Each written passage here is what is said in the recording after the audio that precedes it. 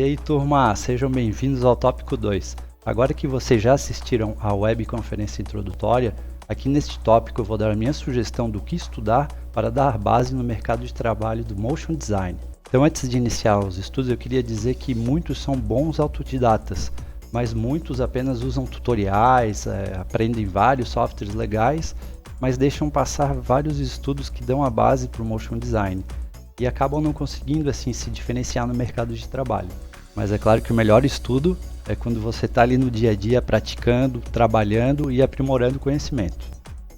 Então, quando a gente começa a estudar para ter essa base, a gente começa a ter capacidade de elaborar projetos para soluções criativas, passamos a compor imagens com consciência, utilizando técnicas visuais, e para manter a atenção do espectador, a gente aprende a instigar e sensibilizar o nosso público. E cada vez mais a gente trabalha com objetividade e coerência. Então, como foi falado na primeira webconferência, designer trabalha com projetos para solucionar problemas de modo criativo. E as metodologias que eu apresento aqui, elas não são obrigatórias a usar, até porque no nosso dia a dia de trabalho nós aprendemos e nos adaptamos a usar diversas metodologias para diferentes tipos de trabalho que vem aparecendo. Então a gente precisa conhecer algumas metodologias antes de criar a nossa própria. Eu trouxe aqui uma metodologia de identidade visual, outra de design gráfico e a terceira de criatividade. Então nessa primeira metodologia, primeiro é feita uma pesquisa para poder conhecer um produto ou o serviço que o cliente quer oferecer, conhecer o público dele, conhecer o mercado. Feito isso, é possível elaborar estratégias para poder definir um design, uma identidade e como aplicá-las no ponto de contato. E aqui temos no exemplo de design gráfico, temos a parte de definição do projeto, onde a gente vai estar olhando o briefing, vendo que elementos usar. No briefing vai ter os requisitos, faz a pesquisa de referências, pesquisa de mercado, similares, para depois então estar criando as peças e depois finalizar no formato padrão para poder produzir essas peças. Um método que eu gosto bastante é esse aqui de criatividade. As 3 primeiras etapas também envolvem pesquisa, tu preparar, conhecer o que tu vai estar criando, analisar. Então, finalizando a análise de pesquisa, você vai ver por onde começar para gerar as primeiras alternativas de uma ideia. Na incubação é realizada uma mistura e o desenvolvimento das melhores ideias, para depois, na etapa de iluminação, escolher as melhores e aperfeiçoá-las. E depois, na síntese, é como a gente começa a lapidar melhor ainda a alternativa. Uma coisa que eu gosto bastante dessa metodologia aqui é que ela é cíclica, né? Ou seja, às vezes tu chega aqui na etapa de verificação, que tu vê se a ideia está coerente com o problema inicial, e daí tu vê, tem que pegar aqui na ideação uma ideia e agregar, ou então voltar na pesquisa, e o resultado final sempre acaba ficando bem criativo. E assim, pessoal, o design assim na teoria é muito lindo, mas no mercado de trabalho a gente sabe que é bem difícil estar aplicando uma metodologia dessa completa, né? Mas assim, nas melhores empresas, nos melhores trabalhos, eles conseguem sim aplicar várias metodologias diferentes e trazem um resultado realmente muito diferenciado. Muitas vezes a gente não consegue utilizar porque o prazo é curto, o orçamento é baixo e acaba não dando e a gente se vira nos 30 do jeito que dá, né? Mas beleza, vamos para frente. Então agora eu vou apresentar para vocês os fundamentos básicos, assim, que é básico não porque é fácil, é básico porque dá toda uma base, uma estrutura para a gente seguir no aprendizado de design e motion design. Para construir a imagem, existem 3 categorias que, quando a gente soma elas, a gente consegue um resultado bem eficaz.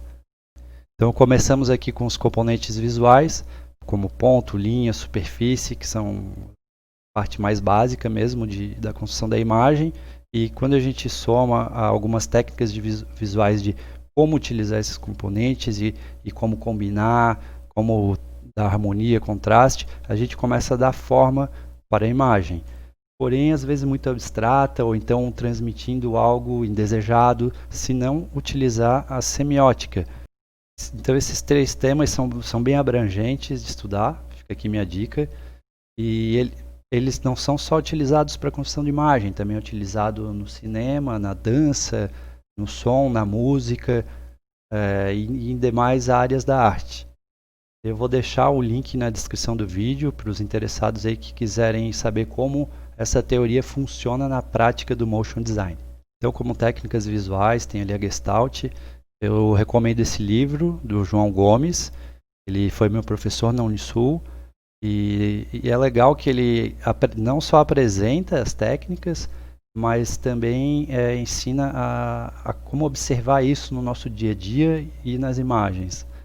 E no final do livro também tem uns exercícios legais para estar praticando e ver como que essa teoria funciona. Legal que deixa a gente com o olhar mais aguçado quando a gente está observando. O design também é isso, antes de a gente criar, a gente saber observar detalhes, ver como que funciona a imagem. Vamos ver aqui, acho que eu botei uma página também. Ó, proximidade, semelhança, são técnicas visuais aí da Gestalt. Então, questões de identidade visual é uma coisa assim que aparece praticamente todo dia no meu trabalho, por exemplo.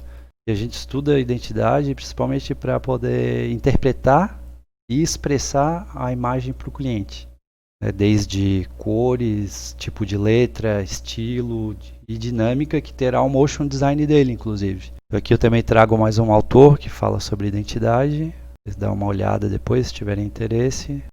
Se você procurar no Google, você vai encontrar bastante coisa sobre psicologia das cores, psicodinâmica das cores. Todos eles são válidos, mas não vai ser válido se você não saber em que contexto utilizar a cor. Às vezes ela pode transmitir, ela está lá dizendo sei lá, num livro que a cor vermelho é amor. Só que aí tu vai lá e coloca num contexto onde tem coisas ruins acontecendo, que pode já remeter a sangue, remeter a alguma outra coisa mais tenebrosa, enfim, né? Tem que fazer a leitura de contexto. E para demonstrar isso, eu trouxe aqui um estudo, ou parte do estudo do André Silvestre. Eu vou pegar aqui mais a parte que fala de cor, mas vou deixar o link desse material ali para vocês também, se quiserem dar uma olhada, é bem interessante. E aqui é aquilo que eu estava falando para vocês, ó, a cor vermelho em todas essas imagens, e cada imagem dessa tem um contexto diferente. Então, o contexto de elementos que compõem a imagem, que vai definir qual sensação transmitir, e a cor vem para dar mais ênfase a isso tudo. Então, depois você pode voltar no vídeo, dar pause, dar uma analisada com mais calma. O verde pode tanto transmitir questão mais natural, natureza, ou pode ser uma coisa mais tenebrosa. Tem diversos significados aqui. Bem legal. Bem legal isso aqui. Então, falamos de metodologia, falamos de fundamentos da linguagem visual, semiótica, cor, e agora eu vou falar de composição. Então, composição é harmonizar o necessário numa área e contrastar para causar interesse no olhar do espectador. Aqui é quando nós começamos a praticar aqueles conhecimentos que eu citei de construção da imagem. Então aqui eu também vou compartilhar com vocês outro link, bem massa esse. Então, aqui já tem uma dica legal, que fala de hierarquia, hierarquizar, e deixar bem prevalecendo dentro do quadro aquilo que é importante, aquilo que você quer comunicar. Aqui tem um exemplo bem bacana também. Nessa imagem, né, um alce e um lobo, mas não dá para saber bem direitinho o que está acontecendo ali. Nesse segundo quadro já representa uma outra ideia. Aqui já dá para perceber o que ele usou a técnica de escala, né, não está mais os dois do mesmo tamanho. Aproximou no primeiro plano. Dá pra ver que o personagem aqui do quadro é ele é um lobo que está ali querendo caçar o alce. E olha só como as coisas mudam. Não que agora nesse quadro o alce vai caçar o lobo. Pode até ser, quem sabe, né? Mas aqui o que muda é que o personagem já não é mais o lobo. Aqui parece que é um alce que está atento, está esperto, porque tem um lobo lá querendo caçar, né? Então, é interessante. Aqui a técnica de contraste, de peso, de tamanho, né? Questão da hierarquia do olhar. A gente olha tanto para... aliás, usamos isso tanto para imagens estáticas, quanto na animação também, né? Onde que a gente quer que o espectador olhe primeiro? Aí a gente vai lá e deixa grande, né? E o segundo? E o terceiro? Então bora para a atividade agora. É um questionário bem breve de fazer. Eu preciso, vale nota, eu preciso dessas notas para poder no final emitir o certificado para vocês. E fazendo a atividade eu consigo ver quem assistiu o vídeo ou não. E a aula 3, videoaula 3 já está no site também esperando para vocês, tá? É isso aí, pessoal. Obrigado e um abraço.